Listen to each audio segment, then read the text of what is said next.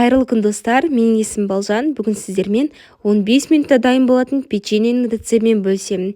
Ол үшін бізге бір жұмыртқа, шекер, сұйық май, ұн және қопсытқыш қажет болады. Алдымен ыдысымызға жұмыртқамызды жарып, оның үстіне шекерімізді салып, венчикпен ағарғанша жақсылап араластырамыз.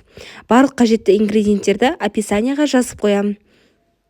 Енді араластырып болғаннан соң сұйық майымызды құйып, тағы да бір келкі қоспа болғанға дейін араластырамыз. Араластырып болғаннан соң үстіне ұнымыз бен қопсытқышымызды ситодан өткізіп саламыз. Және бастапқыда венчикпен араластырып, содан кейін барып қолымызбен жұмсақ қамыр илейміз. Қамырымызды илейміз, бізде өте жұмсақ қамыр шығады.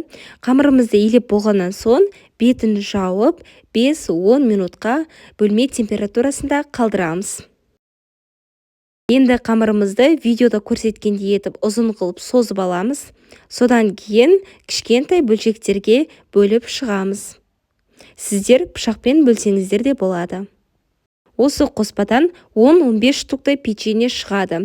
Бөліп болғаннан соң оны қолымызбен домалақтаймыз. Барлық қамырымызды осылай домалақтап шығамыз. Домалақтап болғаннан соң табамыздың үстіне қағазымызды жайып, сол қағаздың үстіне печеньемізді орналастырып шығамыз. Табаға мінекей осылай орналастырып шығамыз. Енді бетін әдемі қылып көрсету мақсатында бізде осылай пиалаймен өрнектер сызып шығамыз. Бұл міндетті емес. Пиалайдың ұшымен мінекей печеньеміздің барлығын осындай әдемі формаға келтірдік. Енді печеньемізді қызып тұрған пеште 15-20 минутта қызарғанша пісіріп аламыз. Осылай қызып тұрған пешке салып, қызарғанша пісіріп аламыз. Өте дәмді печенье шығады. Сіздерге де жасап көруге кеңес беремін. Ал ас болсын.